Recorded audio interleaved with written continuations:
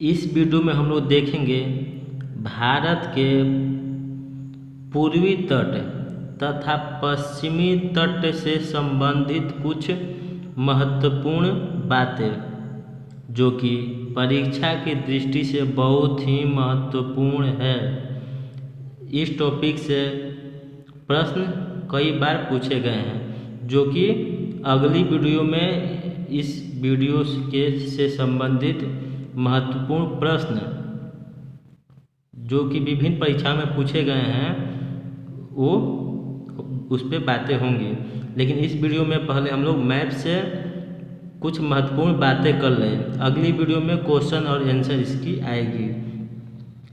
तो आज का वीडियो है भारत के पूर्वी तट एवं पश्चिमी तट से संबंधित कुछ बातें जो कि भारत की पश्चिमी तट की नदियाँ डेल्टा का निर्माण करती हैं तथा पश्चिमी तटीय नदी ज्वार नद मुख यानी एस्चुरी का निर्माण करती हैं। यही सब बातें हैं पुलिकट झील, सतीश धवन अंतरिक्ष केंद्र इसरो का कहाँ है, और यही सब जो है महत्वपूर्ण बातें हैं इस वीडियो में होगी। तो चलिए स्टार्ट करते हैं आज का वीडियो। भारत के पश्चिमी घाट एवं पूर्वी घाट से संबंधित है। तो पहले हम लोग पश्चिमी घाट देख लें, उसके बाद हम लोग पूर्वी घाट देखेंगे।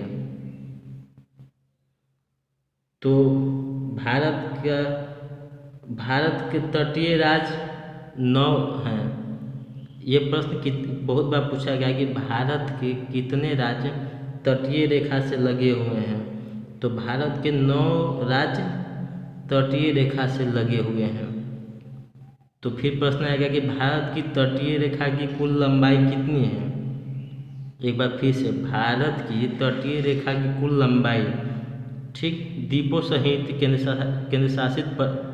केंद्र शासित प्रदेश सहित तो 7,516 किलोमीटर। एक बार फिर से 7,516 किलोमीटर भारत की कुल तटीय रेखा की लंबाई है। ठीक, नेक्स्ट, भारत की सबसे लंबी तटीय रेखा किस राज्य का है, तो गुजरात का। ठीक, भारत की सबसे लंबी तटीय रेखा किस राज्य का है, तो गुजरात का। तथा भारत का सबसे छोटा तटीय रेखा तो गोवा का। कोई कंफ्यूजन नहीं, ये प्रश्न बहुत बार पूछा गया है, इसीलिए मैंने इस वीडियो में बता रहा हूँ। तो हाँ, तो चलिए देखते हैं गुजरात से लेके गोवा तक का ये जो मोटा में दिखाई दे रहा है, ये इस तटीय मैदान को कहते हैं कोंकण तट। भारत के गुजरात से राज्य से लेके गोवा तक का विस्तार जो तटीय घाटों की है उसे कोंकण तट कहते हैं। तथा गोवा से लेके कर्नाटक के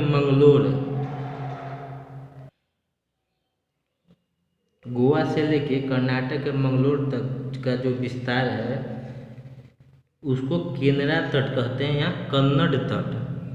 कहीं कहीं कन्नड़ तट लिखा हुआ है, लेकिन ज़्यादातर केनरा तट से ये प्रसिद्ध है। कर्नाटक के मंगलोर तक, मंगलोर से लेके कन्याकुमारी तक या मुख्यतः केरल राज्य तक का जो ये विस्तारित भूमि है इसे मालाबार तट के नाम से जाना जाता है।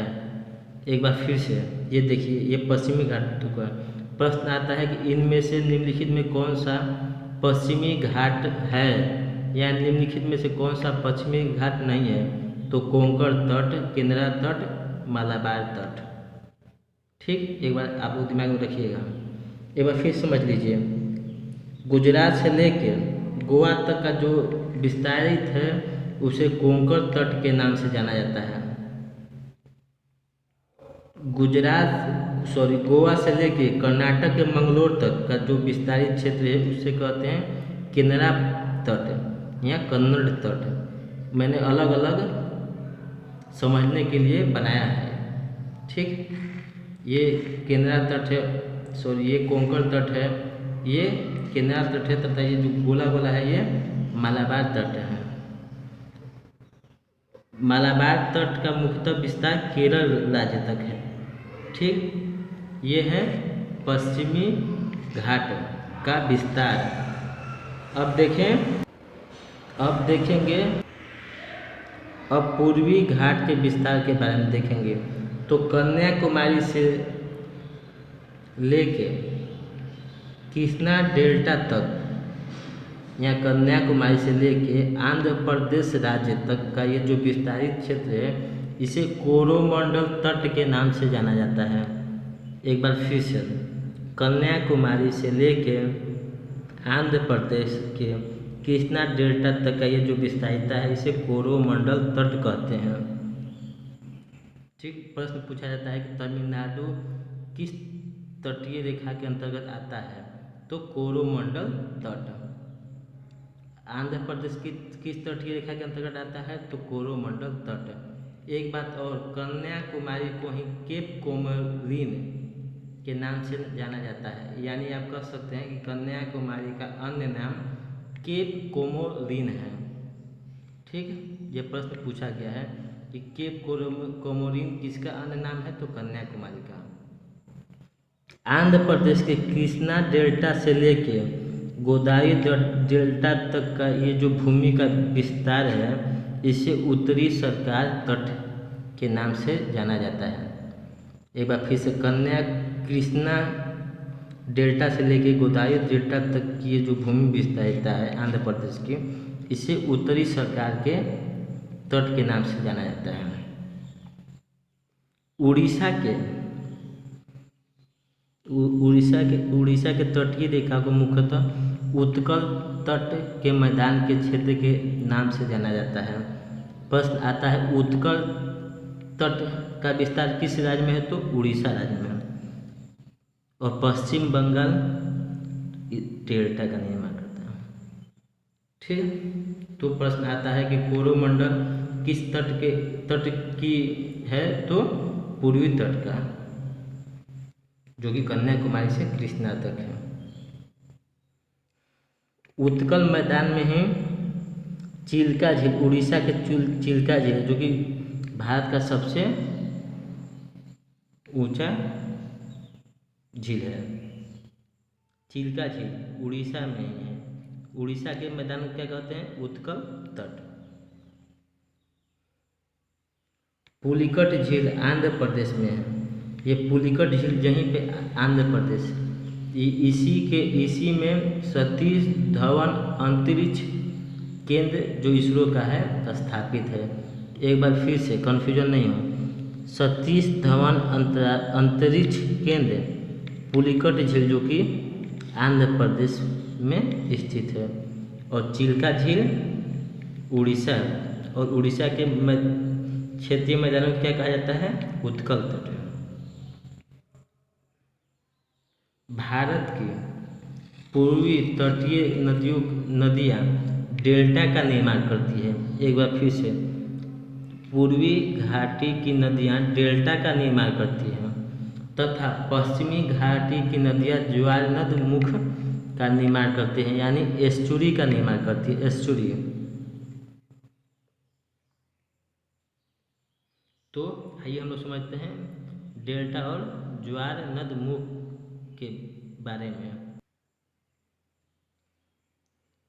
ज्वार नद मुख मतलब एस्चुरी का निर्माण तब होता है जब ज़्यादातर पश्चिमी घाटी की नदियाँ करती हैं, जैसे मुख्यतः नर्मदा तथा ताप्ती। इस नदियों की तीव्र मतलब बहुत तेज़ी से धारा होती है, जो कि एक ऊंचे स्थान से गिरती है और ये समुद्र में मिलती हैं। ठीक, इनमें ज़्यादा अपर्दन नहीं होती है, मतलब निक्षेप नहीं होती है। डेल्टा का निर्माण कब होता है, जब नदी सीधे तौर पर समुद्र से मिलती है, क्योंकि इनकी धाराओं की तीव्र धारा बहुत धीमी होती है, तो इसकी ये इनकी धाराएं विभाजित हो जाती हैं तथा ये ट्रेंगल की आकार की मतलब डेल्टा की आकार की यहाँ विभिन्न विभिन्न आकृतियों में विभाजित हो जाती हैं, इसे ही डेल्टा कहते हैं।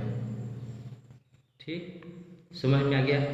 एस्टुरी मतलब ज्वालामुखी की धारा बहुत तेज होती है और ये ज़्यादातर ऊंची स्थान से गिरती हैं और इनकी पानी खारी होती हैं, जबकि डेल्टा का निर्माण नदी अपने सेडिमेंटल से करती है। आइए हम लोग देखते हैं। पूर्वी घाटी मैदान तथा पश्चिमी घाटी मैदान मुख्यतः पठारों की ढलान से ही बनी है। प्रश्न आता है कि पश्चिमी घाट का मैदान मुख्यतः किससे बना है, तो पठारों का ढलान ही है। सह्याद्री पर्वत पश्चिमी घाटी श्रृंखलाओं का नाम है तथा महेंद्रगिरी पर्वत पूर्वी घाटी पर्वत श्रृंखलाओं का नाम है। नीलगिरी पर्वत जो कि तमिलनाडु राज्य में है, ये पूर्वी घाट तथा पश्चिमी घाट का मिलन स्थान है। एक बार फिर से, नीलगिरी पर्वत जो कि तमिलनाडु में है, ये पूर्वी घाट तथा पश्चिमी घाट का मिलन स्थान है। पाल घाट इसके दक्षिण में है, पाल घाट जो कि अगला वीडियो दर्रे में है पाल घाट। नीलगिरी की सबसे ऊंची पर्वत डोडा बेटा है। डोडा बेटा नीलगिरी की सबसे ऊंची पर्वत जो कि दक्षिण भारत का दूसरा सबसे ऊंचा पर्वत है। तो आज के वीडियो में यही सब बातें थीं। वीडियो देखने के लिए धन्यवाद।